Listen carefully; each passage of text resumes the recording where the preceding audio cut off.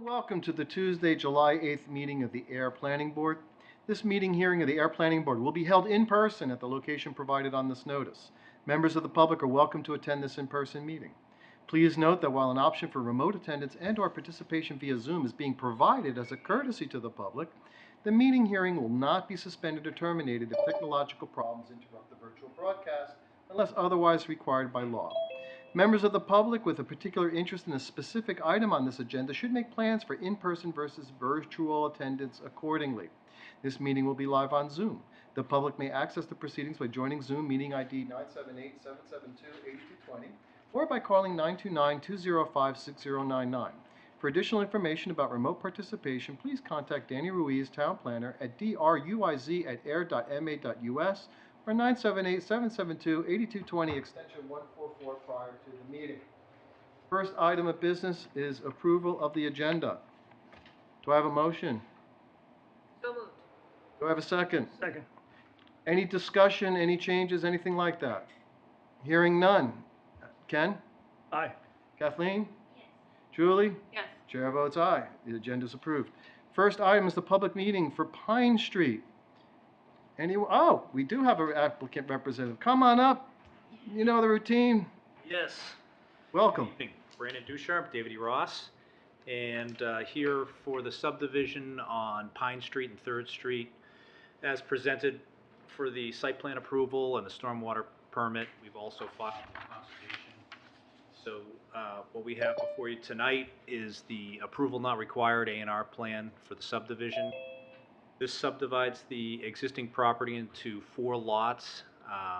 Lots 1 and 2. You can see there's 2 existing properties on the lot. Lots 1 and 2 are subdivided through the 81L process. Lots 3 and 4 are in compliance with the zoning bylaws as it pertains to frontage and area. Frontage is derived from Pine Street and 4th Street for lots 3 and 4. As well as the frontage for Lot 2 is along Pine Street. The frontage for Lot 1 is along 3rd Street. And Lot 4 would be along 4th Street for the frontage, or Correct. either? Okay. Yep. It'll be 4th Street? All right. Comments, questions? Just for the purposes of the public, just go through the 81L again, would you, the note that's on the plan, please? Yeah, so probably No, best one. to Steve just read the note directly. So what the 81L provision allows you from the subdivision control law is that there are, lots 1 and 2 are a division of land in accordance with MGL Chapter 41, Section 81L, which is the division of a tract of land on which 2 or more buildings were standing when the subdivision control law went into effect in the city or town, in which the land lies into separate lots, each which one of such buildings remains standing shall not constitute a subdivision. So basically what that provision allows us to do is, these are 2 lawfully pre-existing structures, and we are subdividing those to the maximum extent possible. In 81L, basically what they require is at least 50 feet of frontage and 5,000 square feet of area. What about the distance between the 2 existing houses? Is that an issue in this? No, so basically it's about 9 feet between the 2 structures. We ran the property line between the 2. Okay. From Lot 2, it's 5 feet from the corner of the structure to the lot line, and on Lot 1, it's 4.8 feet. And Danny, that's sufficient? Yes, that is sufficient. Okay. Thank you. Good. Any comments or questions from the board? Is there another note on there regarding the zoning? There's no determination according to zoning? Number Yeah, 6. Note 6, Yeah. so can I read that again for us, please? Sure. No determination of compliance with the zoning requirements has been made or is intended. Endorsement of the plan shall not be an indication expressed or implied that the parcels or structures shown on this plan conform to applicable zoning requirements. That's allowed under 81L. Oh, That's why I wanted to go over it. thank you. Okay. All right. Anything else? Yes, Kathleen? I vaguely remember when we were at the site visit that there was a like paved parking section in front of, I think, what is the existing house on lot 2. Do you happen to know if that, if I'm correct, that there was like a driveway there? Mm-hmm. And then Yes. is that driveway subdivided between lot 1 and lot 2, or is it entirely on lot 2? It's subdivided, there is a slight line there that goes right through the 50.41 Oh, yeah, the curve. division. Oh, But that's okay. why we provided a proposed access and utility easement to cover that. So Okay. both lots 1 and 2 can utilize that area. Yeah. Great. All right. Any public comment on this project? Yes, please.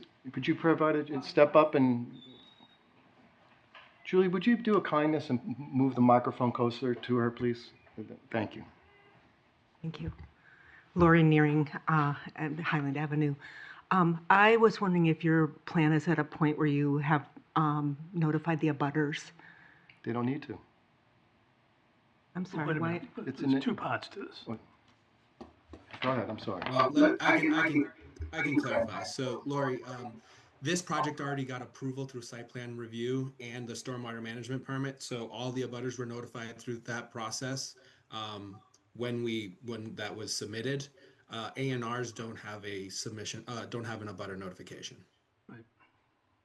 So are you saying it's not required to notify abutters? Is that what, but it was done out of courtesy? So under an A&R, it is not required for abutter notification. Okay, I wasn't aware of that. I'm asking because I happened to have a conversation with the neighbor on the pond that's not on the road that's abutting, but property lines abut, and she had no knowledge of this. So I wasn't aware that she wasn't required to get notified. She was notified during the site plan and stormwater management permit application. She was also notified through the Conservation Commission notification when they got the NOI. A&Rs do not require notification through state law Okay. because it's not an actual vote or approval. It's an endorsement. I understand. Just ballpark, when would the first announcement have been come out? Would that be like a year ago? No, the project came before us, I think, first meeting in June. So notifications would have gone out 2 weeks, the first week, 7 days and 14 days before. Okay. Okay, thank you. No further questions. Anyone else? Okay, I think we need, Danny, are we ready for a motion for endorsement? Yes. Anyone care to give it a shot? Okay, I'll do it. I move to endorse the 15 3rd Street, Pine Street, map 34, lot 129, A&R application. Second. Sorry. Any further discussion? Hearing none. Ken? Aye. Kathleen? Yes. Julie? Yes. Chair votes aye. Good luck. Thank you very much. Thank you. Is there something for us to sign tonight? I believe, Brandon, do you have the A&R? Yes. I mean, the My- Mylar? Mylar and copies, yep. Let's Yeah, we'll sign it at the end of the meeting. Okay, Okay, great. don't, Just so that we're not, and then I'll have Heather give it to Sam, and then I'll let Sam know to call you tomorrow. Okay, great. but he doesn't have to stay to the end of the meeting, right, for this? No, he Good, does not, Thank God. no. Okay, good, so he's free to go. I can tell by the lack of pain on your face that you knew you got to go. Okay, good. Just Thank you. remind me, thank you. Thank you, sir. Okay, next item is public hearing for 0 Bly Street. This is and I believe, Danny, can you tell us what's going on here? Yes, so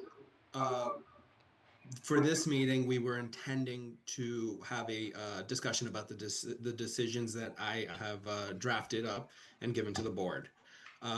There was still a question out to town council about one of the conditions regarding the sewer management plan. I did reach out to Elizabeth Clark from GPR and let her know. She responded back that they were also in the process of working with DEP and having it filed with the proper agency that it needed to go to. So they agreed that continuing to July 22nd would give us enough time for both parties to be able to really narrow down this condition and get it written in a proper way for both parties to be happy. Because the initial concern here is the way one of the conditions was proposed for the soil management plan permit or plan. They wanted it to state that if DEP chose not to review it, then they would still be able to continue moving forward. I have some hesitancy with that because of the fact that the AUL is recorded on the property, and we do know that there are restrictions on what can and cannot be done.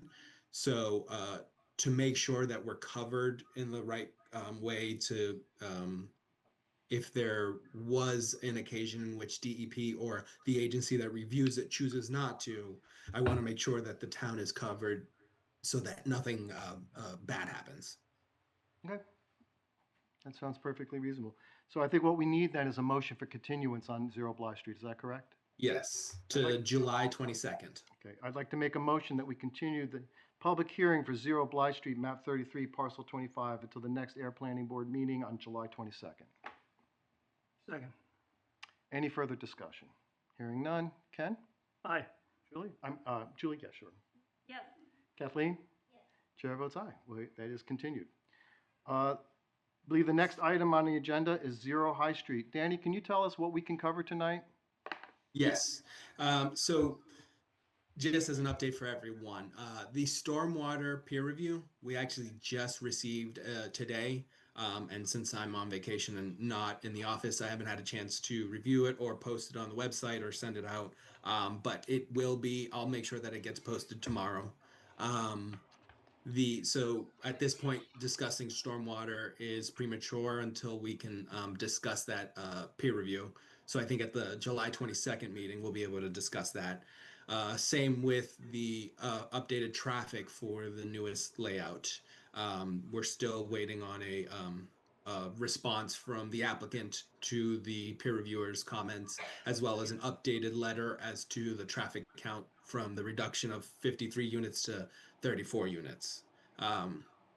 The what we can discuss today, the plan was to go through the open space for the project, the calculations that we're currently at, based on the intent to acquire the VOA parcel, as well as the redesign and reconfiguration of the property.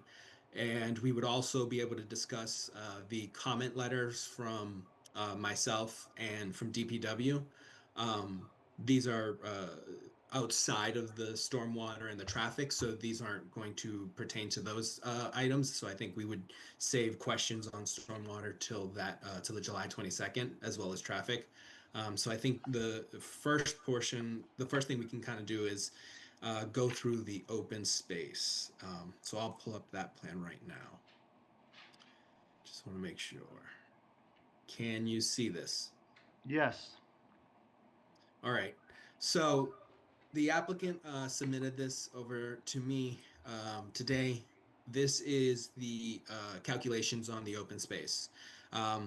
So currently, the applicant is not counting the proposed easement area towards the open space. The applicant is also not counting the existing driveway easement for the Cazares property. They're not counting that towards the open space. Currently, the only thing that is being counted towards the open space is the untouched area outside of the development. So as you can see in yellow, it's right here, open space area number 2 and open space area number 1. And so combined, they're at 296,722 square feet, or approximately 50.2% open space.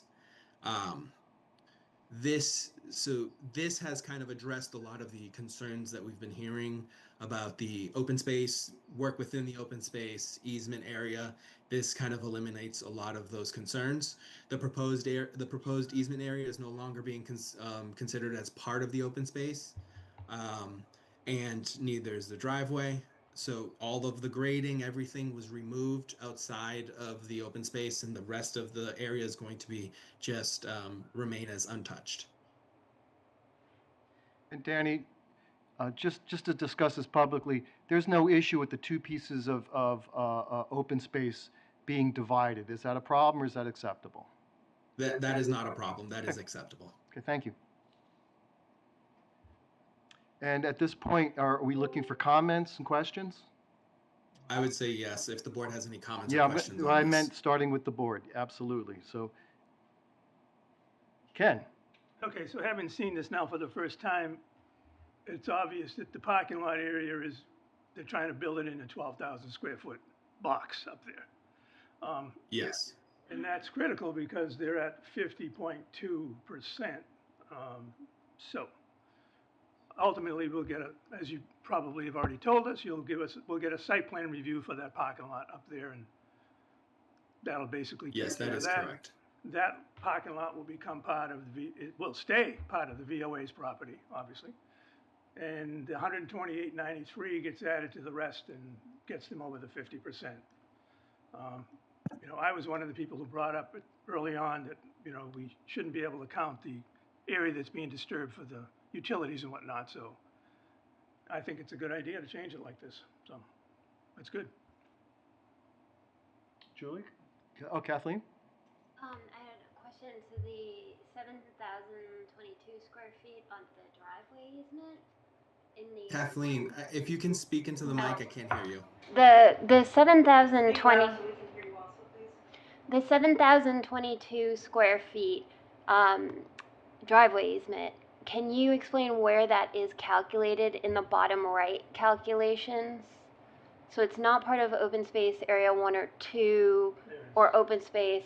Is that embedded in the residential developed area, or is that, because the proposed easement area is just the 53, so that would be the green easement. Yeah, so this area, the way they did it, if you look at the bottom, the Uh-huh. total area is 610,154 square feet. So what they did is they excluded the parking area and excluded the driveway easement from the overall calculation, and then that's how they base their numbers off of. Okay, thank you.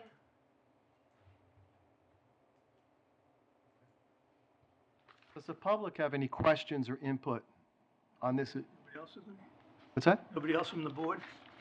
No, I don't think so. No. Does the public have any comments or questions regarding this aspect, the open space calculation? Yes, sir, if you would step up, name and address, please. Hi. Jacob Kazara. Hey. Hello, welcome, Mr. Kazara. Thanks.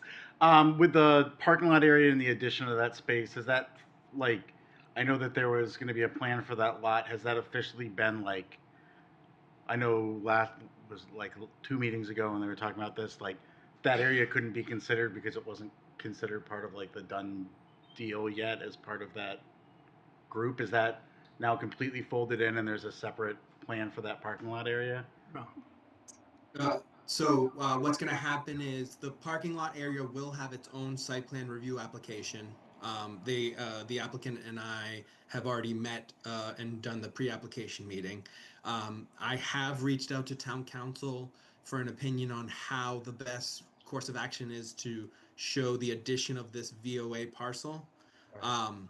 It's potentially, there are a couple of roadways that we can kind of go down. It's possibly re-notification, including the new parcel, amending the application, or withdrawing and resubmitting the application, and then everything that was previously put into the record would just be carried over into the new record.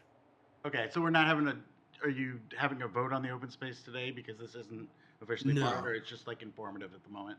Okay, perfect, that was my Yeah, it's just for informative purposes. Great, thank you. Ms. Neering?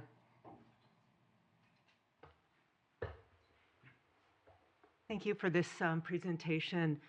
This is the first time I've seen this as well. Will we be getting a copy of this layout that will also show the topography so we can get a better visual idea of the overall plan? So if you look at on the website, the latest set of plans with the revised 34 units is on the website. Is that Plan 3? Hold on one second. Let me just. The, it was, I saw something the last couple of days. It's up today. I'm wondering if there's something beyond Plan 3. Let me just hold on one second. So under the fourth submission, right here, site plan revision number 3, that's the latest set. Okay, for submission. Yeah, Plan 3. that's been up there since about for about 2.5 weeks now. Okay, the color-coded version is not in that though, I don't think, is it? The one you just showed us? No, the newest that I just received at like Okay. 4:30 today. I see, okay. Now, your question was regarding the topography of, you're interested in the topography of that new piece? Yes, That was always on the original set of plans, and, because it included the land around the VOA building originally. And so Yes. all the topography has been shown. yes, I'm aware of that. My question is, it looks like each time we come up with a new site plan, things are tweaked. The roads are moved a little bit, the detention ponds are moved. And so Yep. I'm interested in understanding how they compare. Okay.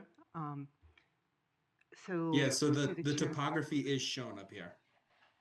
You can see that up there. Okay. And through the chair, are we aware of any changes that have been made to the retention pond in terms of its size, its depth, its location, and so on? Is that?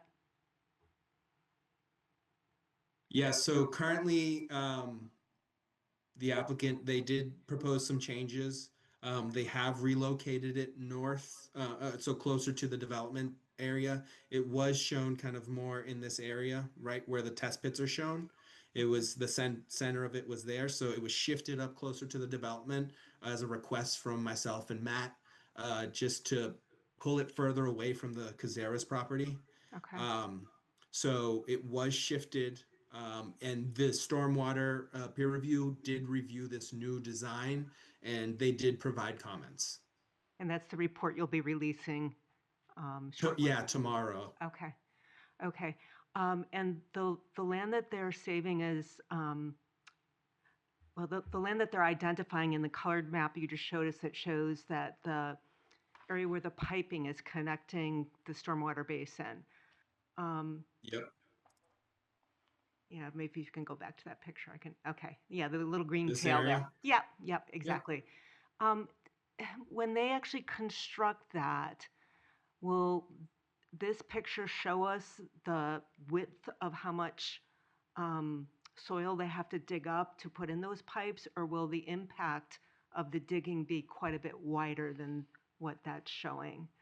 And I'm interested in how many tree roots are going to be pulled up and what the impact is on the surrounding land. Yeah, so based on the actual plans, let me just switch over, sorry. U1, U2. Yeah, I'm just gonna stop sharing that way. I'm gonna share it this way.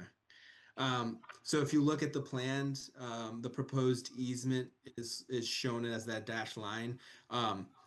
They have the utilities spaced out throughout the easement. So the impacts of it, I'm not 100% sure just yet, but they will have to stay within the easement. Okay. Can I add a comment to that, Danny? So we will be requiring them to put in a perimeter of work location, which will be a silt fence with either a hay bale or straw wattles. It'll go right along the edge of that work. So that should restrict the work within the perimeter of work will be definitely shown in the field and laid out by the engineer. So they have to stay within that perimeter. They can't just go wandering around in the open space. So the idea is to control that work within the perimeter of the perimeter of the work that's shown. In some of the previous plans, my understanding is that the width of the impact of those pipes was pretty impactful on the open space.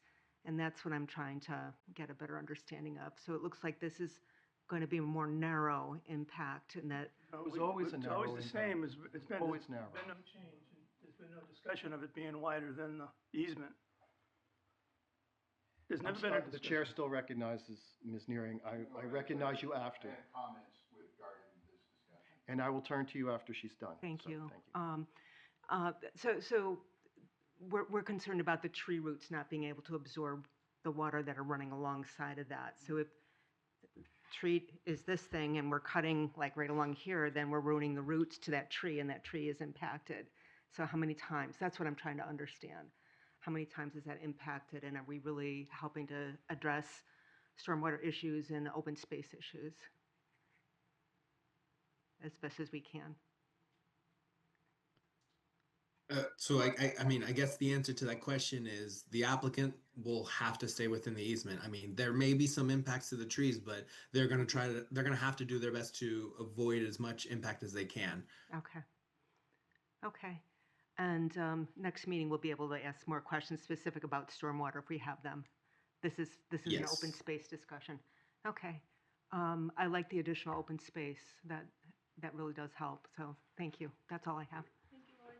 Thank you. Sir? If you do your name and address, please. Yeah, Patrick Hughes, 27 Groton Harvard Road. Welcome, Mr. Hughes. Thank you. I've been sort of commenting on this for a while, and apologies, I've had conflicts the last few meetings, but have finally made it here. Years ago, I was involved in the That doesn't Huh? amplify us. Oh, got you. The TV. Yeah, someone telling me they can't hear me. That's unusual. Don't lean too far back, sir. Yeah. This is your priority. There you go. Anyways, Sorry, Lori. About what exactly constitute open space. We created a 65,000 acre overlay over 12 towns, a continuous open space. And I look at this chopped up plan, which seems to favor the development, not the creation of open space, and why this is considered acceptable. Because it's no standard of open space preservation is reflected in what I've been seeing in this plan for months. I've offered written commentary. If you've read the commentary, you know I have a very deep background in construction, local advocacies, and even without, we're not going to discuss the impact of the trenching, but I quickly looked through these plans. These trenches are going to be very deep. They're going to be blasted, not excavated. And in order to do that at all the varying depths, that's going to require much wider space than they're reflecting here. This is not something I'm just making up. I've built systems like this and know what their impact is to do them. And this just seems odd to me. I could get into the stormwater, but we're not going to talk about that today. So. Danny, you want to address the open space issue? Yes. So the applicant is following what's allowed within our open space bylaw. That's kind of it's allowed to have two areas. There's no requirement that it not be segmented. There's or contiguous.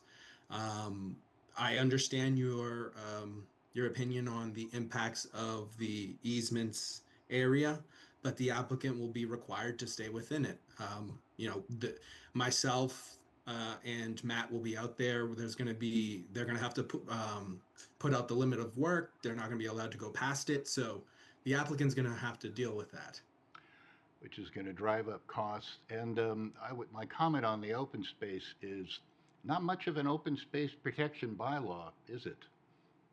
That's your own opinion. That happens to be your personal opinion. We think it is a Thank good you. open space. Well, I would say you're wrong, which is Fine. what you're telling me. But I've been a fan of this bylaw from the beginning. As someone who spent literally years sitting in this room trying to preserve open space and having planning boards just destroy hundreds of acres, it's something I'm quite passionate about. I've regionally been very successful. This is the first time we've seen you. As I told you, I had cataract surgery 2 of the last meetings and had just lost significant trees in that blast of wind on my property on Groton Harvard Road. And so my apologies, I'm only just coming here. But I have been putting very well documented thing with my decades of experience dealing with this, and just really wonder why we're still talking about allowing this project to go forward. I think he just gave you an answer. It's because our application conforms to what's in the OSRD bylaw. Yeah, and I get back. And I just want to make sure that everyone understands this. And I know I reiterate this every time. Yeah. The planning board's responsibility is not to stop projects. Our responsibility is to review a project. Does it conform with the zoning bylaws and the state regulations? If it does, then it's allowed to go forward. Gee. Our job is not to stop projects. Oh, gee, I would have thought your job was to protect the citizens of Ayer, not the That's why our developers. bylaws are in place. on And top, as I on said, top the of that, bylaw is very poorly written. And if you're concerned about the writing of bylaw, there are means at through this body and through town meeting for adjusting that bylaw, but we can't de facto or ad hoc just change the bylaw per application. Right? Okay, and you're the planning board, and I know That's planning right. boards in many other towns who do participate in these things. So I'm just We do participate in these things, but I'm saying that we have an application before us and we're not going to make adjustments to law on the spot per application. mhm. The process is bringing these bylaw changes to town meeting. That's the only place those changes can occur. And we, as a planning board, have brought many zoning amendments to the town meeting that have passed, and we're going to continue to do that. We are currently working on the open space bylaw. We do understand that there are some deficiencies in it, and we've had meetings on that as well. So, but the process is not to out of hand and during a meeting try to change the law when the bylaw is what it is. The proper steps are to bring it to the planning board, then to bring it to the Thank, select board, thank, then the planning board, then to town thank you. meeting. I've got 25 years of local. I know how the system works. Okay, so then the comment you Opinion? made before should have. Come when we crafted the open space bylaw. That's why We had many that's why I discussions. don't come to Lori meetings was in Ayer here, much Faith anymore. was here, and Janet was here, and Matt was here, and Danny was here. You can come next time too. just one comment, Danny, on the process where an application goes through. We talked about this extensively the first time we opened this, had a discussion in the very first meeting that we had on this project. The process is in review. The review is a process which gives the planning board an opportunity to tweak the project, to improve the project to the betterment of the citizens of the town of Ayer, which we do extensively and spend literally hundreds of hours studying this stuff so we can do that in accordance with law.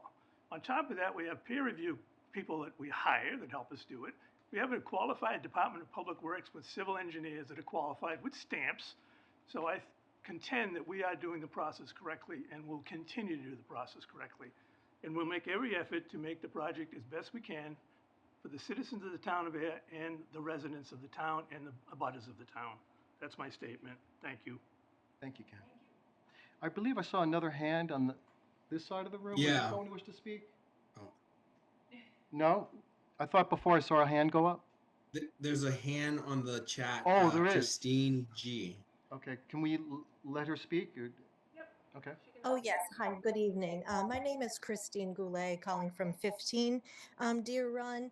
I think what the issue is when we have projects such as great as these, um, we realize things that work and things that don't work. And so when you're hearing concerns from the citizens of Ayer that things that aren't working, it's it becomes clear to us that we need to fix the system, and and we as citizens are recognizing that through this enormous project, and I recognize that. My concern is, as stated, is the open space. My concern is the loss of habitat for our wildlife. My concern lies with our climate crisis, our biodiversity crisis, and the fact that we're losing forests of Ayer. Once we lose this forest, we have lost it forever. And the fact that the open space is divided goes against all good science of habitat connectivity. And yes, we keep stating open space plan, it's following the bylaws. But is it right? And maybe this is what this project is showing, that things need to be changed. Because we, in the end, we want to make Ayer a better place and not take away the nature and the love of the wildness of this community. And that is what is becoming apparent in this project, just like in Stratton Hill. That is my comment that I needed to state tonight. Thank you. Thank you. Just so one thing, just so that everyone knows. So in February, we did have a meeting specifically to discuss the open space bylaw because myself and Heather, starting this process with this project because this is our first real start of a project through the open space bylaw. I picked up Stratton Hill after the fact, after I joined. We're learning that there are things that don't work. I do agree with you. Um, and we have been taking notes of those things that do not work and what does work. And we do intend on bringing changes to town meeting. But uh, right now is not the time to do that. Kathleen? I just have a process clarification, Danny. My understanding, and I just correct me if I'm wrong, is that when the application was put before us, it freezes our zoning bylaw, right? So That is correct. Once the even applicant has submitted, as of the date that it's stamped in, the zonings from at that date is what's locked in for the applicant. right, so even hypothetically speaking, if town meeting was to change things, that would not apply to this project because the zoning was frozen. And so we are Yeah, beholden to the current zoning, right? that's correct. It would only affect any project that is submitted after town meeting approves. Thank you. Okay, good. Any other comments regarding the open space calculations for this project? We have something. Pauline also has her hand up. Why can't we see that? Pauline? Thank you, Mr. Krantz. I just want to add my support for what this board has to do. I spoke against the open space residential development bylaw at town meeting, as Danny may remember. And the question I tried to ask 2 meetings ago about this very project that you said was not relevant is exactly what you're all talking about now. If we had not approved this, y'all wouldn't be having this public meeting. So the residents need to understand that they are responsible for the zoning bylaw changes. And I don't think many of them do because few even attend town meeting. So I appreciate what you're trying to do. I thank you for what you're trying to do. I'm sorry for the residents adjacent to this property. And I'm not going to interfere other than just unless there's a procedural thing. Y'all are doing the best you can under the limits you have. And I just want to thank you all for that. Okay, thank you, Pauline. Do we have any other further comments? Oh, yes, please, come on up. Can we put the that color Yes. back up on the screen? Thank you. Hi, Rachel Kozera, 30 Groton Harvard Road. I was wondering if you could go over again the undisturbed open. Louder, please. I apologize. I was wondering if you could please go over the undisturbed trees and tree areas with regard to the open space.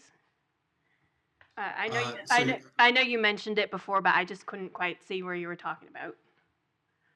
Yes. So the way it's going to work, the applicant. So as you see this, the two colored, the yellow and the green, the applicant will have to stay within these lines where the green area is.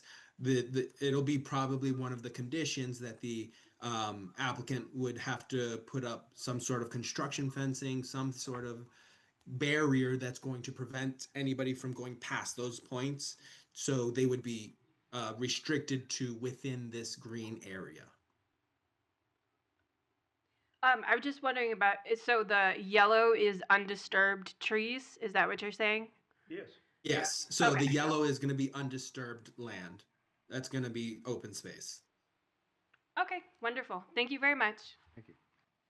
Is there anyone else online? No, there isn't. Yes, come on up, please. Hi, Hello, name and address. Julianne Govang, 34 Groton Harvard Road. Thank you. Thank you. Quick question. I have been obsessed with the stormwater, which we can't talk about today, coming down on my house. And I've been thinking with the Cazares because they're right behind me. And I didn't even think until today, seeing the green, where that goes. I marvel that they're going to be able to keep trucks and stuff within that green, but I trust the process. But what kind of compromise is there going to be when they're digging along that side to the McGillicuddy's property? Because the McGillicuddy's property is on the hill. Their driveway literally parallels the hill that they are going up. So if they dig, and again, this is my ignorance not knowing construction things, when you start pulling dirt away from that side, is that going to compromise the McGillicuddy's property to the left of 38 Groton Harvard Road? You mean up here? Yes. Yeah. So this property line you're talking about, that's going to be staked out properly. There's going to be construction oversight to make sure that whatever is being done in that area is not going to compromise anything north of that to the McGillicuddy's property. Because it's the same big picture, whether you're looking at 34 Groton Harvard Road and everything coming down behind, and now I'm seeing right next to the McGillicuddy's driveway is the same thing. That green line basically runs along their property line on that hill. So you do anything next to there, I'm sure there's not going to be any blasting there, hopefully for the Cultec system, but it's erosion, it's water, it's already a high water area. Is that going to change it? And if I'm going to ask for protections for 34 Groton Harvard Road, I've got to speak up for the McGillicuddy's who can't physically be here to speak. I mean, they're probably online, but that seems like somebody really better pay attention to that as well. That's the intent. Yes. Yeah, So because as part of the process, same incline type of thing. Pay attention to everything. No, I know, but it's like, We're not here just to.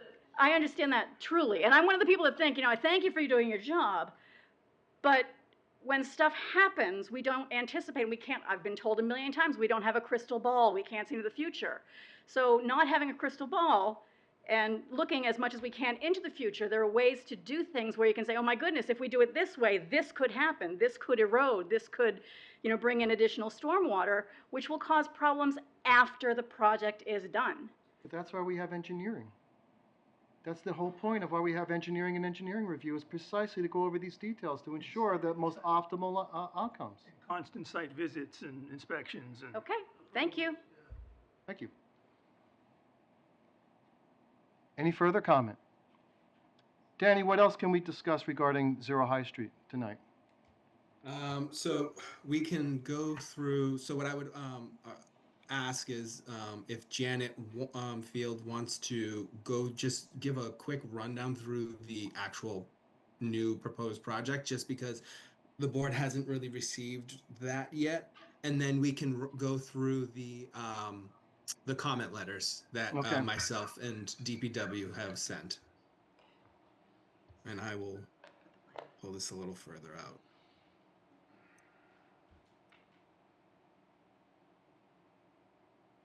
So to provide a little guidance. So when we ask you to go through this, is to say what's changed and what the design intent is. Like, why was it changed? What's the design intent? And I think would be most applicable as you go through it. Okay, If that's sure. okay? All right. Absolutely. So the main road structure remains the same. There are obviously fewer houses. The Can I suggest if Janet sits over there, we can hear. Is that okay? All right. So, the stormwater system has been redesigned as a reflection of the initial set of review or comments from Green International. So that included bringing the stormwater basin up closer to the development, and there's changes with pipe sizes and all types of intricate engineering changes that were required. They changed where the design of the Caltech and the way that's laid out at the bottom. So, and speaking just quickly to the way the storm drains go down, the reason that they're designed like that is that's the natural gully of the way the land goes. So it's to follow the existing swale of the land. Let's see, what else can I tell you about the project itself? As you can see, some of the parking, overflow parking spaces shifted around just a little bit to make room for snow storage. The houses are a little bit more spread out, obviously, because there's less of them. We did propose making a couple into duplexes just to, once again, like provide a little bit more open spaces in the side yards. Yeah. There are still areas, there's still little areas around the outside where we could, cut the land closer to if we had to, but leaving it up to the board, I think it works this way.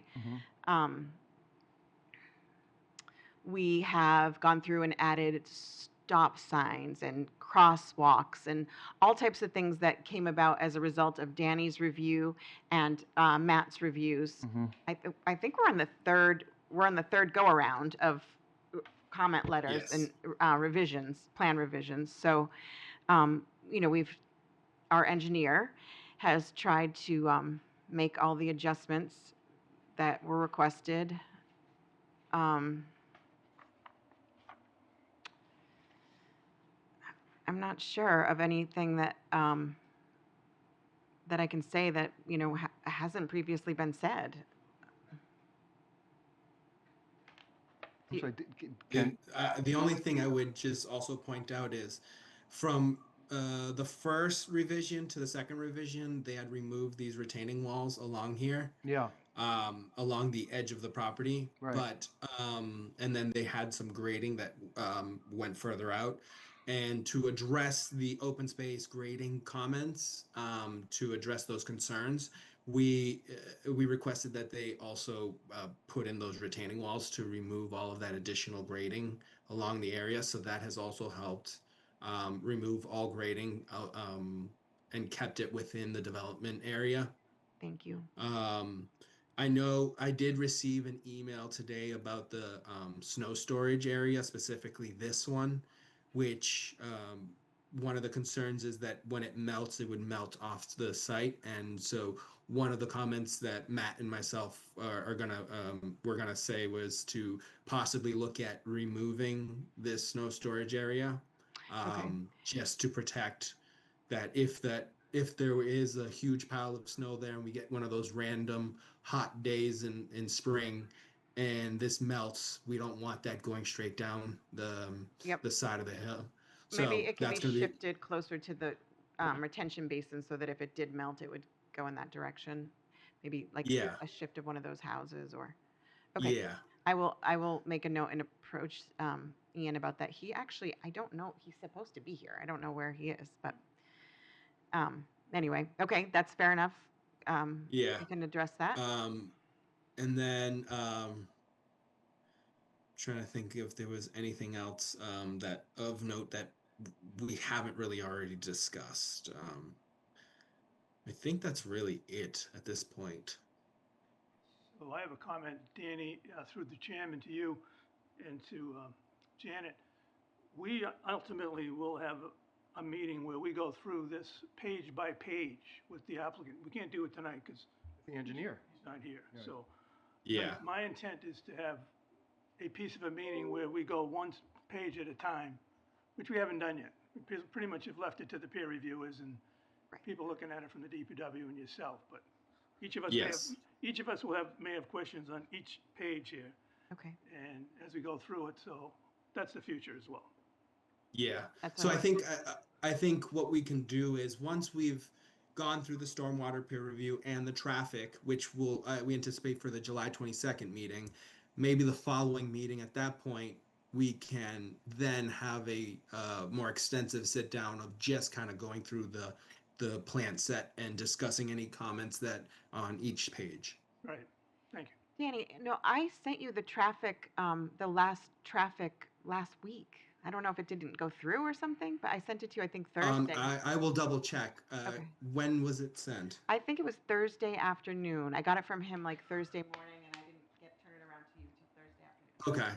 Oh, you know what? You're right. I did get it, and I did forward it over to Green, but they just haven't reviewed it yet. Okay. That's why. Okay. I mean, it was pretty like, yes, we accept, yes, we will do. Yeah, there were 3 items, and we yesed all of them, so it shouldn't be too Yeah.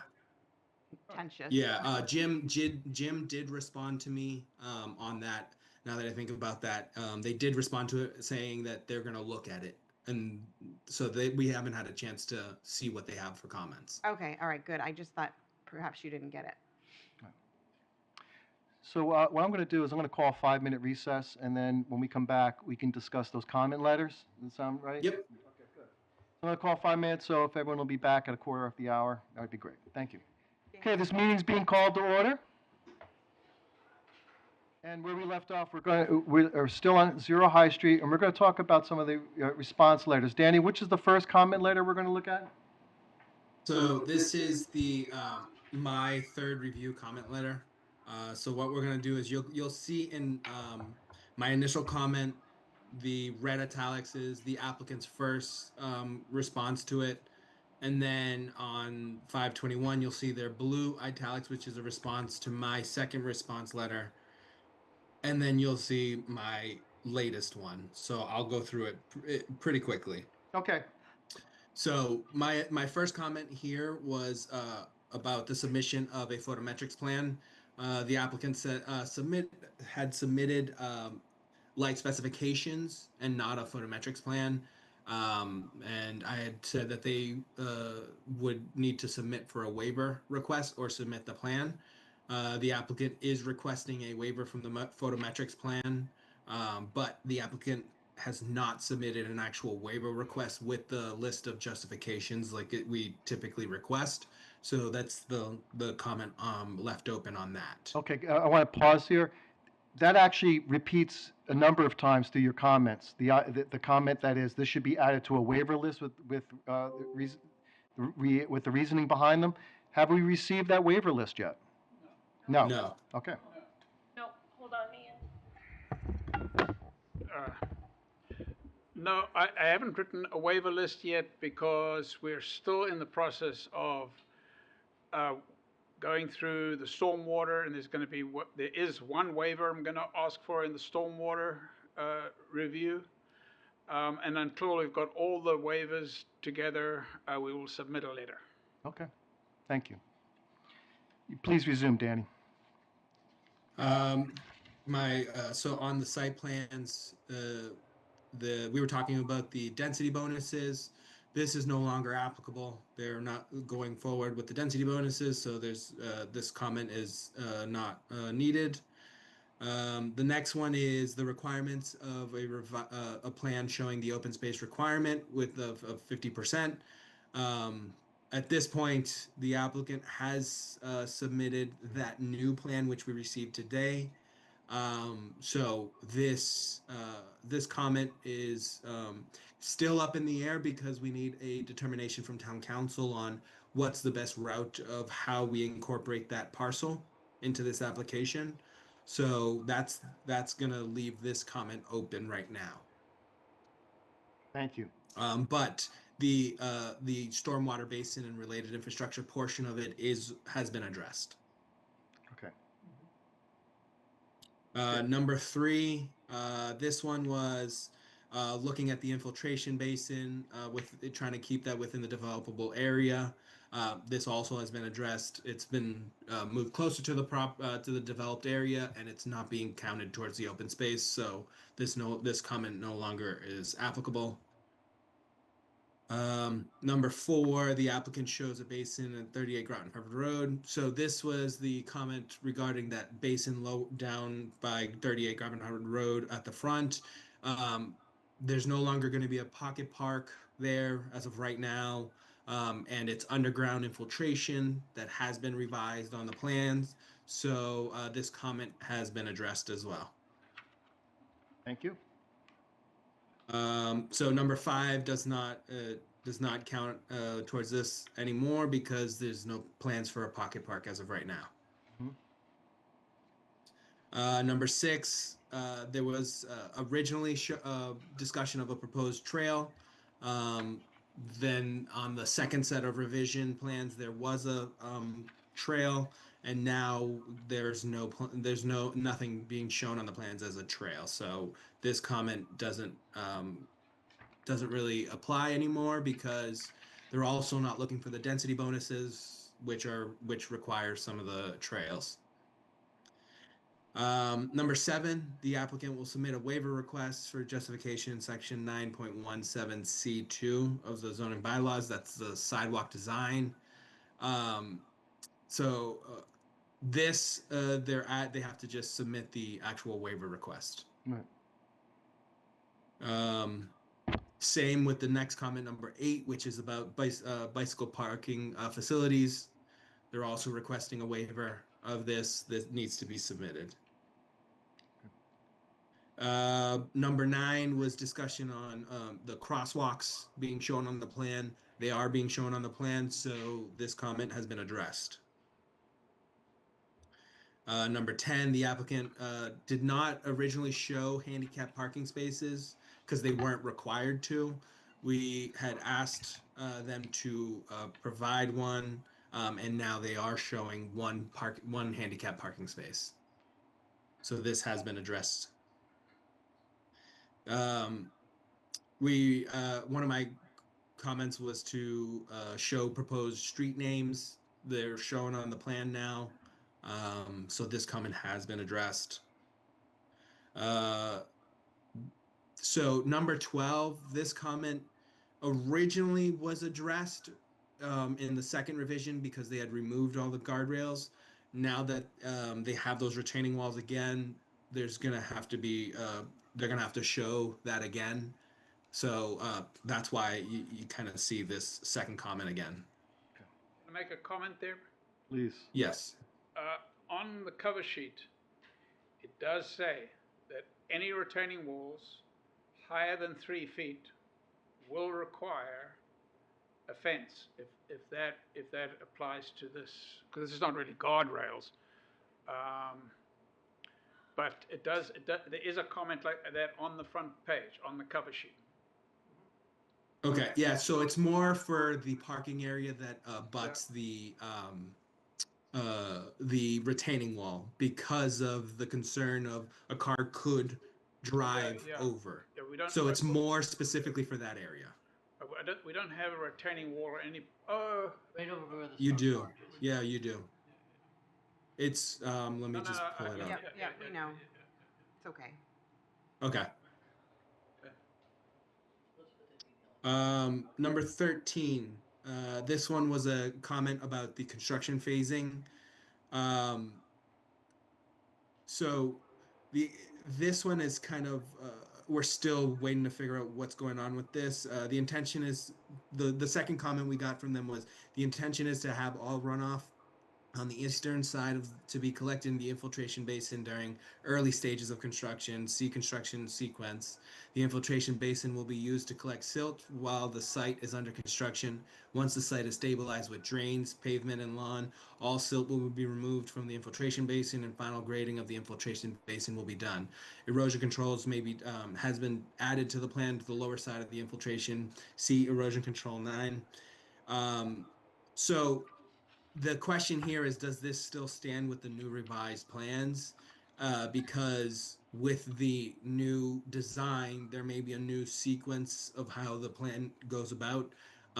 So this is one of the comments that's kind of that's still open to figure out whether or not their initial comment here, does it still apply to this plan? Okay. Number 14. So that was my request for a cut and fill analysis, which the applicant did submit an initial one, and we just received a updated one. I think Thursday, an updated heat map for the newest design. So that will also be reviewed. And as of right now, I'll leave this comment open until I have fully had a chance to review the heat map. Okay. Number 15, does the applicant have a plan of showing where blasting will be necessary and how much blasting will be necessary? So the applicant addressed this with the estimated amount of blasting material will be provided by site contractor included on the heat map plan. All blasted materials will be ground on site and used as appropriate fill with the current calculations for cut and fill, as well as the amount of blasted materials. No usable materials will be removed from the site. So my comment was, does this still stand with the revised design? With the submission of the heat map, we'll review whatever notes was put on there about blasting, and then we can see if this comment still carries.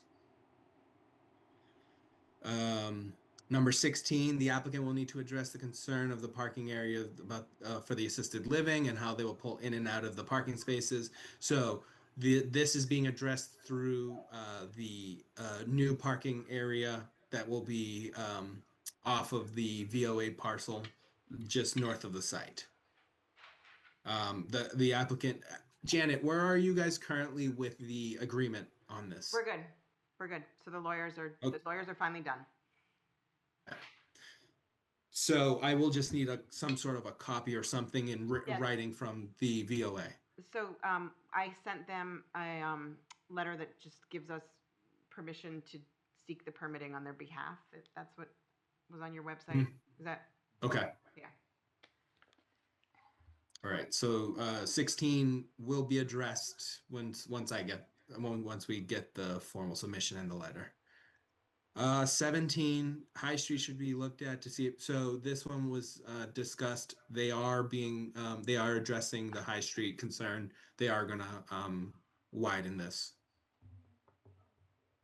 Okay. Number 18, the applicant needs to show the snow storage locations on the site plans. So the applicant did address this in the most recent plans, but with that comment, caveat with the comment of the snow along the parking area, which goes towards the hill.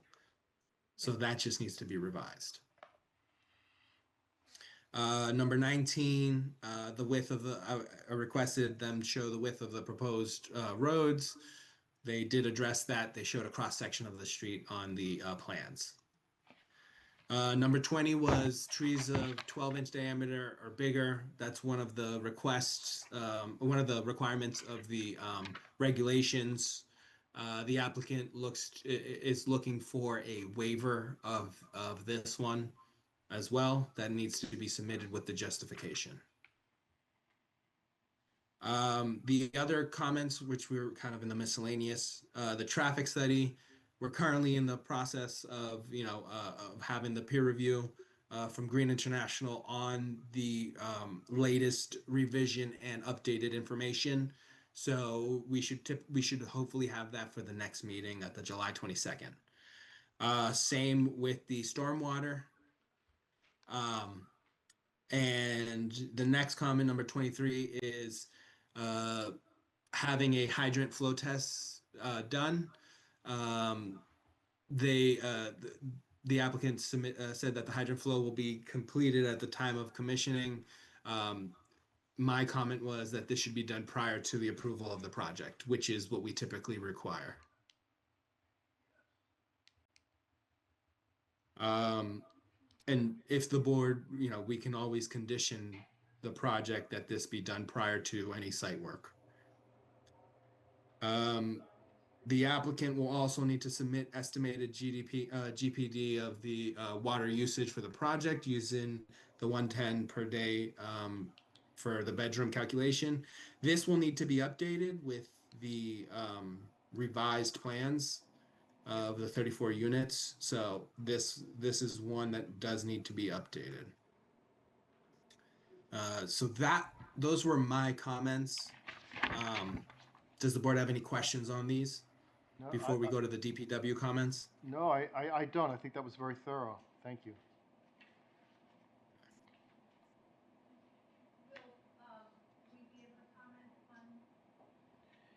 Yeah, does the board have any further comments? Okay, public has comments on, questions about these, yep, come on up. Yeah, can you?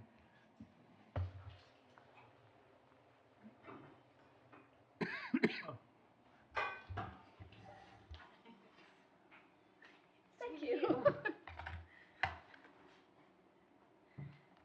I actually have several questions. So name and address first, Lori. Laurie Sable, 1 Winthrop Ave. Number one, the photometric plan, is there, I know we have some kind of lighting, dark lighting bylaw in town. Aye. Dark sky, okay. I assume this is following that bylaw, but there's a waiver. So can you explain Yeah. what a waiver is So about? And yes. So basically, what it's done is the light specifications that they submitted to us does meet dark sky compliance. What we are requesting, which is part of our site plan requirements, is a photometrics plan which shows what the foot candles are of all the lighting to make sure that none of the light is going off property.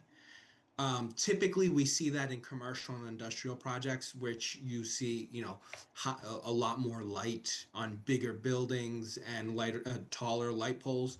Whereas in here, the applicant isn't proposing any tall light poles or any light poles as of that. They are just going to be doing individual lights for each of the houses. Mhm. So how does the waiver, did you just answer the question of the waiver then?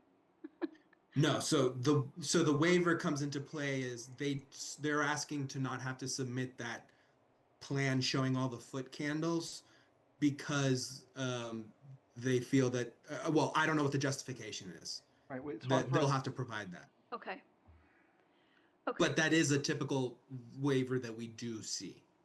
Okay. Number 10,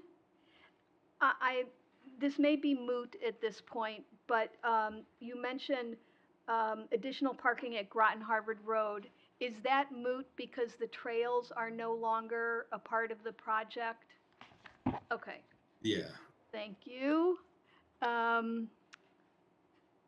Number 20. I had a question about the trees, and now I've forgotten what it was. Oh, that's also part of the waiver list. Yes. So I guess the waiver concept just confuses me because the waivers are a way to not get around the bylaws, but are a way to, Yeah, I think I can answer your question. okay, So we do allow some flexibility in our laws, and one of the ways you can approach that flexibility is through waiver requests. However, we have a pretty strict standard for a waiver because we recognize that things are in the bylaws were things approved by the citizens of Ayer. They voted on it, and they approved it, town meeting. So the waivers, the grounds for waivers are two. One, it's irrelevant to the project at large. There's a consideration that really is, for instance, a commercial property and it's a residential, so it really isn't necessary. okay, Like a common thing is, it works the other way too. A commercial application may say, well, no one's going to come here on bicycle. Can you waive the bicycle requirement? And Yeah. it just makes sense. No one Okay. would ever come on bicycle, and we recognize common sense. So there is that common sense applicability. Okay. That's one ground. The second ground is that the applicant can make an argument that whatever their waiver request is justified because what they want to do is actually better for the town or more advantageous for the town. That there's some kind of advantage to the waiver, and they have to make an argument for it. okay, But those are the two grounds on which a waiver can be given. okay, great, thanks. I just was not Sure. clear about that. I think the last question I had was about number 24 and I bet you've seen this one coming, and maybe it's already been discussed, but I have not heard about it. Will that so much more water is being used affect the neighbors? Will our water pressure be even worse than it is now? Um, I believe Matt is in the room, and I would He want is. to turn that over to Matt. You gotta bring your chair up now.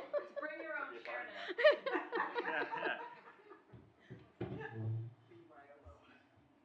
I'll try to speak up with no microphone. Yeah. Yes, so for water usage, this kind of ties into the hydrant testing that was talked about. That was one of Danny's comments. Basically, we want to see how the surrounding area would respond with additional water usage. Like, God forbid, there's a fire. Like, is there still pressure in the system down the street and this street? So that's why we're requesting information pre-approval of this application. And you have to have a pretty high standard to be comfortable signing off on this aspect? Yes. So the standard is that even during, you open up a fire hydrant, you still have to have 20 pounds per square inch of pressure in the water system. So basically the test would be more how should I phrase it? It would be kind of a higher threshold than kind of like a day-to-day usage of this development. So that should really tell us how the surrounding area would respond. Good. Matt, do you mind explaining how the plan is to tie in at the bottom and that it would maybe help with some of the pressure with the dead ending? Sure. So I know one of the comments a lot of the butters have had is just low water pressure, just being where they are, and obviously very high up in the town. And that's really just a kind of nature of being high up in elevation. You have lower water pressure, unfortunately. So this project, I guess, one of the from Public Works perspective, one of the positives that we see is they're actually proposing a water main connection from Groton Harvard to High Street. So that actually allows water to circulate better, from low-lying land to high-lying land. So if there's a fire or if there's really heavy water usage, pressure can be more easily maintained in the system and not just drop. Does that feed down to Winthrop and Highland? It would Through the connect- chair, Lori? Would that would come from, that would positively affect Winthrop Ave, Highland, Berlana even? Yes, it would. Not to say that's not to say the pressure problems today would be gone and you'd have great pressure all of a sudden, but it would basically help compensate for the additional water usage from the development that's being proposed, having that looped water. That's what we call it, a looped water connection. Thank you, Matt. Yep. Okay, that is the extent of my questions. Thank you. Thank you, Lori. Maybe I should. In the back. Hi. Hello. Welcome. Name and address, please. Thank you. I'm Faith Salter, 10 Winthrop Ave. My question is about 17. Just to clarify, because 17 says High Street should be looked at to see if widening it would benefit. And then it says applicant plans to upgrade High Street extension, and those are not the same thing, right? So I'm just wondering, can you clarify what is widening? Yeah. Yep. Let me just pull up the plan. So the applicant is when we met out there on site, we discussed addressing the concern because that came out of the concern of how the assisted living parks all along here for their workers, and the employees pull in and out of this area, and it was one of the concerns of the traffic as well as from the town's perspective to address this in a way that traffic coming from leaving the development wouldn't affect this. So what with the new addition of this parking lot up here for the VOA, what's going to end up happening is these parking spaces that are all along here will be removed, and it's just going to be used as a loading area for the so that the Right. trucks that are coming to bring stuff for the assisted living can have a pull-off area. So that addresses the biggest concern which we had about High Street. So now the applicant doesn't necessarily have to widen High Street to address the in and out traffic of these parking spaces. Right, so the question had to do with the fact that at the top of the hill, High Street already gets narrower. So it's not going to be wider than like High Street's a narrow street. So that's what I'm just trying to. Yeah. Yeah, okay. And then I know this is discussed, but just the water pressure is like a real problem. Not your problem, but I'm glad to hear that, what Matt said. Okay, thank you. Jacob Kazara, 30 Groton Harvard. Just super quick question. You're mentioning heat map. I can't find that on the plans. I'm just wondering where that is so I can look at the heat map for blasting. Here I can show you. So it's called a cut and fill analysis on the website. Okay. The new one that I just received, I'll make sure is also on the website. I'm on vacation, so I really haven't had a chance to. And just for clarification, people should look for the cut and fill analysis. Is that the correct name that they should look for if they're interested in the heat map? Yes. Thank you. Cool. Thank you. Okay, who went first?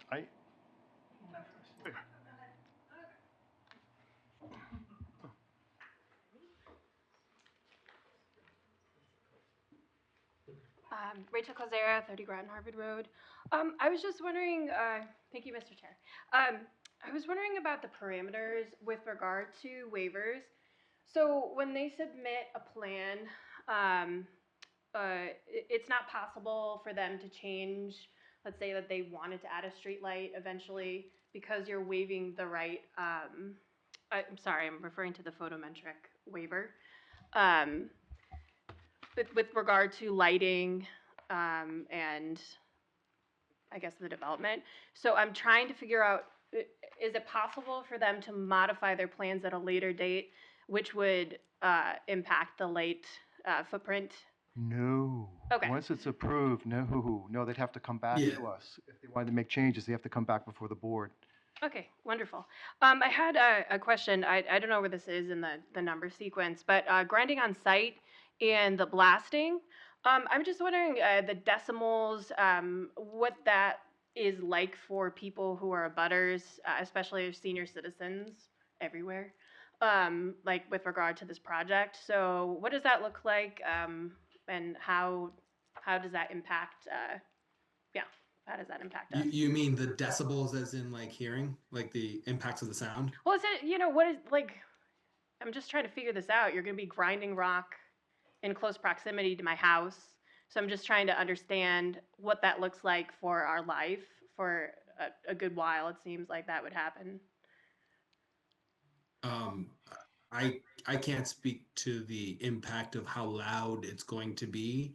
I mean, it depends on how close you are, depends on how much they're grinding and where they're stationed.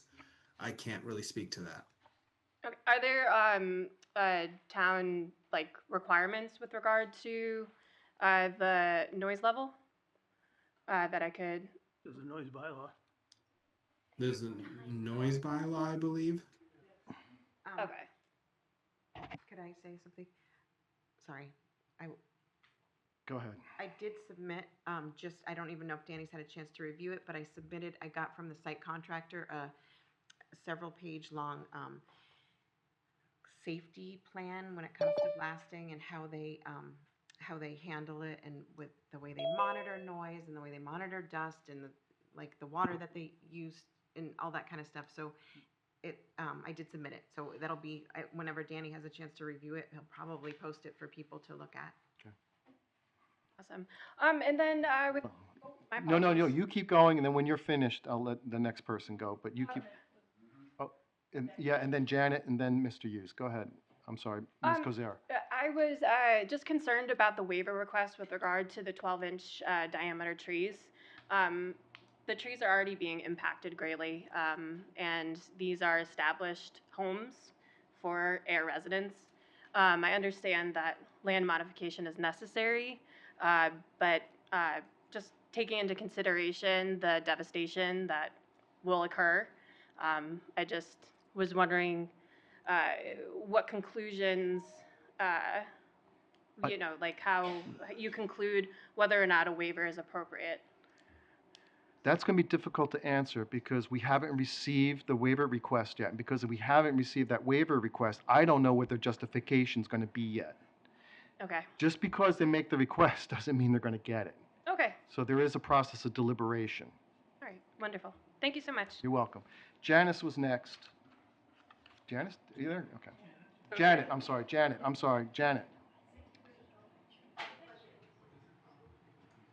Thank you, Chair. Thank you, everybody. Janet Pravadakis, 1 Relania Court in Ayer. Quick question really is also too for Dan. You talk about water pressure and testing the hydrant, and you mentioned one hydrant. I've been on calls where there's been a fire and they've used more than one hydrant.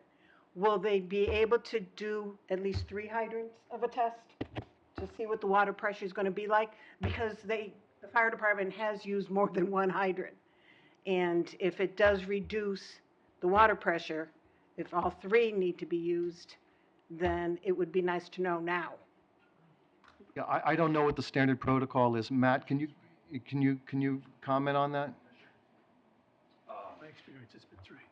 Yeah, for the fire flow testing that I was talking about, it's usually 2 hydrants that we use during the test. Basically, one hydrant's opened up, and the other hydrant, we're monitoring the pressure in the water system to make sure it's not going from really high to really low all of a sudden. We're basically trying to see how the water system responds, if that makes sense. So it's only 2? Only 2 are used typically in this test. I mean, I don't think we've ever required for a project, more than 2. Understood. The other thing was, in the original DPW comments, there was a mention of each one of the, again, back at the 55 units, to have a water pump system. Something like that in the original comment. I don't know whether or not that's still in his existence. There was. Does that have to do with multifamily having sprinkler systems in the units, Danny?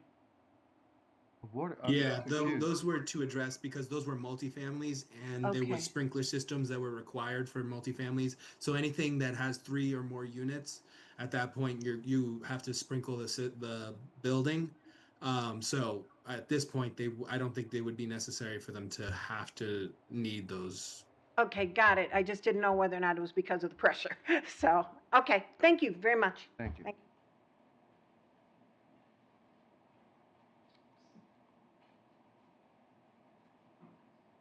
In my comment letters, I list an amazing amount of experience with blasting, so I want to address some of those questions. The fact that they're going to consider grinding on site is appalling to me. In answer to how loud is it, try deafening. Try something that's going to go on for weeks. In order to do that on site, you have to have a place where you're storing the material to be ground and store the material that you ground. And this is a big operation. And that they're going to stay in these little narrow parameters and stuff and go through this and provide that. And there's no way to really predict how long this is going to take, because until you start drilling, you really don't know what your densities are over 4 or 5 feet. Densities can change dramatically, and this is a contained space. The 2 projects I've done, one was in a big open area. We did grind on site, but we were in the middle of 45 acres, and we were doing it through the winter. The other one was in a contained place, and everything got hauled off site. So that's to answer the question. The blasting, the grinding on site will be incredibly disruptive. Thank you. And if there is a noise bylaw in town, my guess is it would exceed it. Thank you.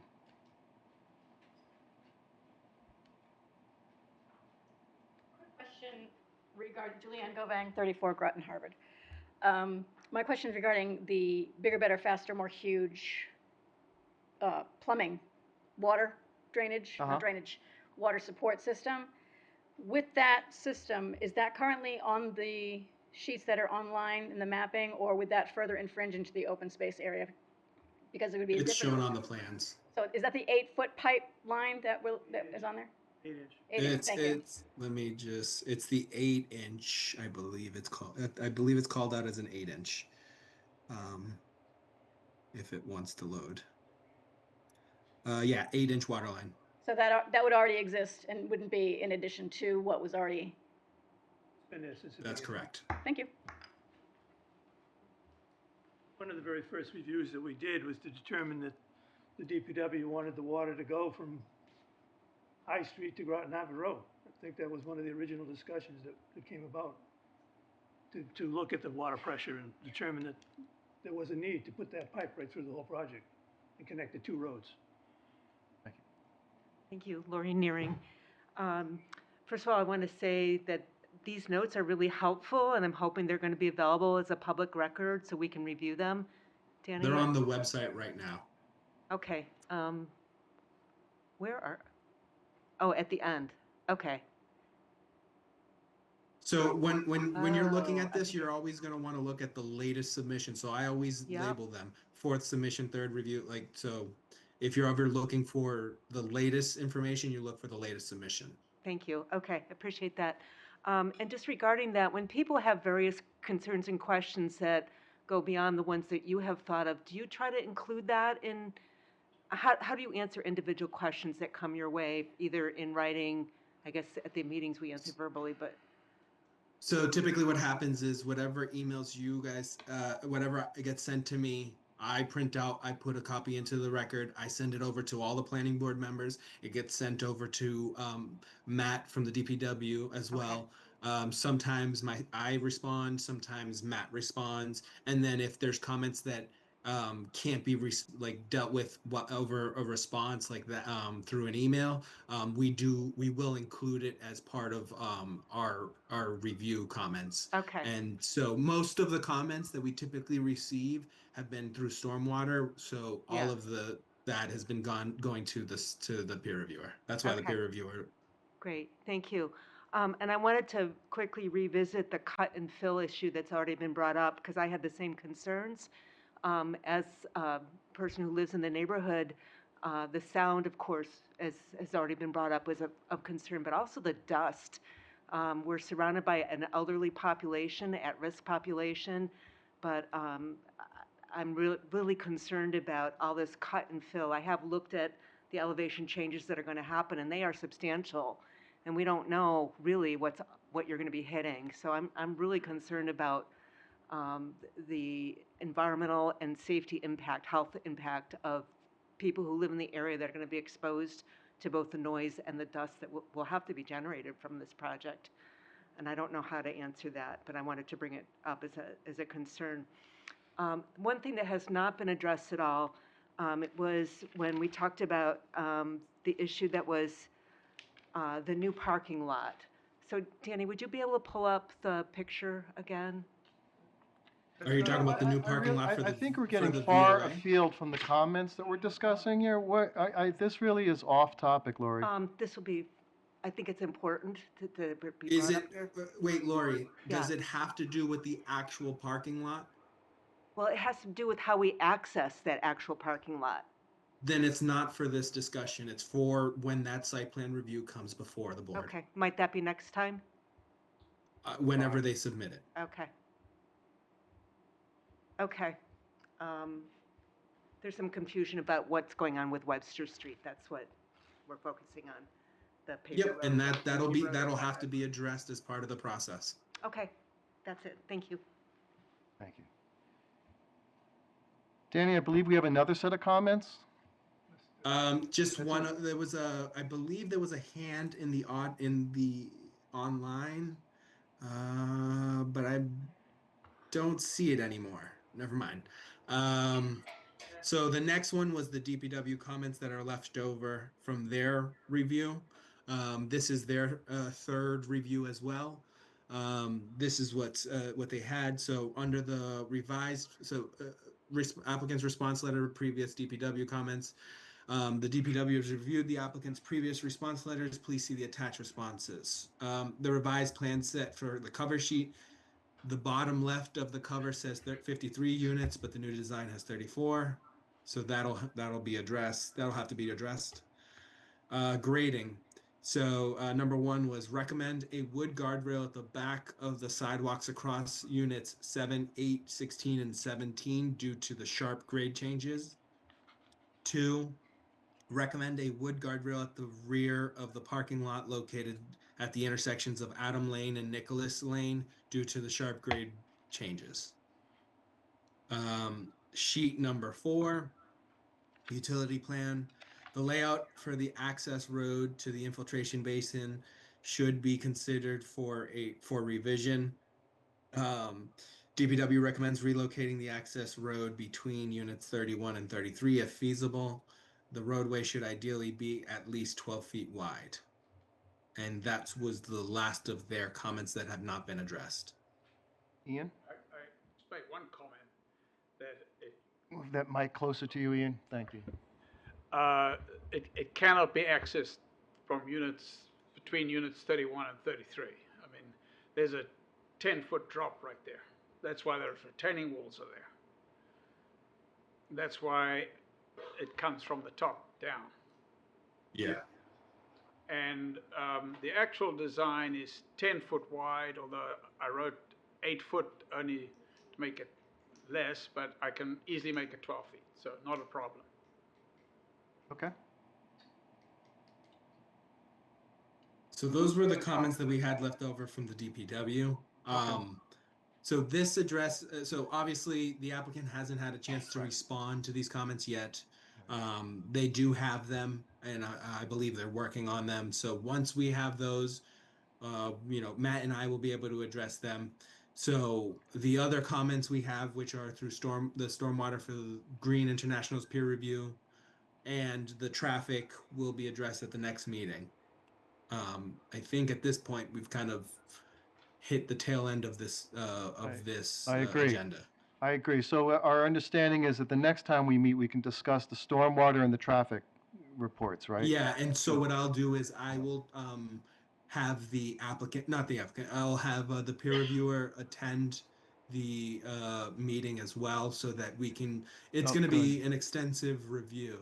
And hopefully the applicant will, Janet, I just sent over the peer review that I just received a little while ago, earlier today. Yep, I got I it. sent that over to you.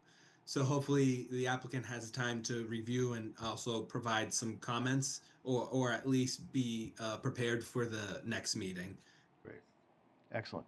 And I think we need a motion for continuance to the next meeting. I'll make a motion that the public hearing for 0 High Street 38 Groton Harvard Road, the Lincoln Hills, application for special permit, application for site plan review, application for inclusionary housing and stormwater permit, be continued to the July 22nd planning board meeting. Seconded. Any further? Just quickly. Whoop. Did I miss something? Nope, just so that everyone knows, the applicant did submit an extension of time to act for the Oh, good. board. Okay. That goes through August 31st, I believe is the date. Thank you. Thank you. Any further discussion? Second. Oh, I thought I seconded it. I seconded it. No, this is just us now. Thanks. Hearing none. Ken? Aye on the continuance. Kathleen? Yes. Julie? Yes. Chair votes aye on the continuance. Phew. Thank you, everybody. Okay, thank you.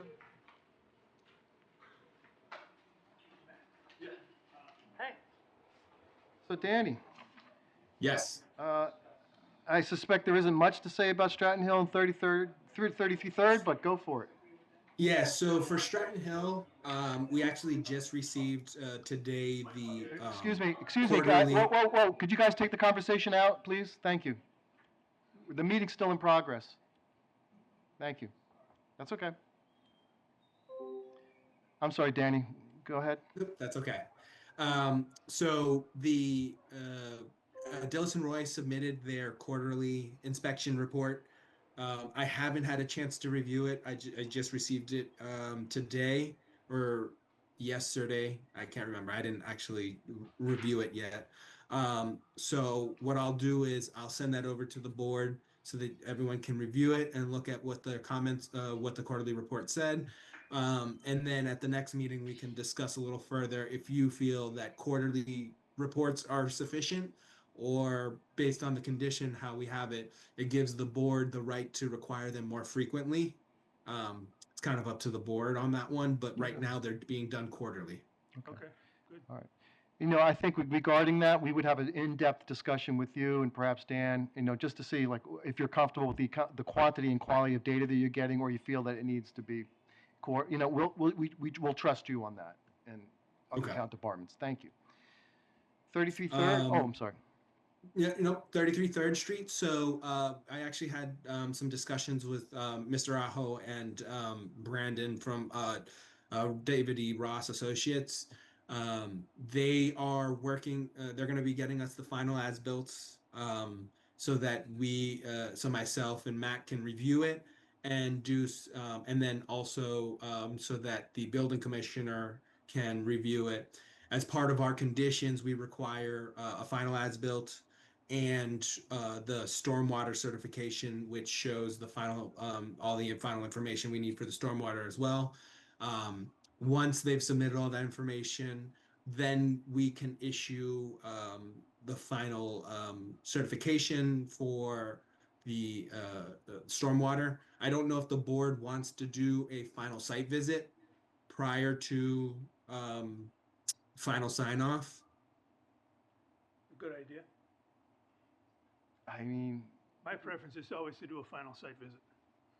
sure. Could we schedule that? Yeah. Yeah. So I think we should just wait until I receive the actual as-built. Let's do that. Once do I that. have that, then we can have a more informative Good. meeting. Yeah, let's do that. Okay. Okay, thank you. All right. Other than that, I don't think we had anything else. Okay, good. Unless the board had any other questions on other projects. I got a question, Danny, on Zero Scully. Have we heard anything from him? Nothing. Nothing. Interesting. Even GPR hasn't heard anything from them. Wow. Oops. Okay, that's interesting. Okay. Okay, so he just stopped, I guess. Yeah, I'm not sure what happened. Didn't start, either way. Okay. Thank you, Danny.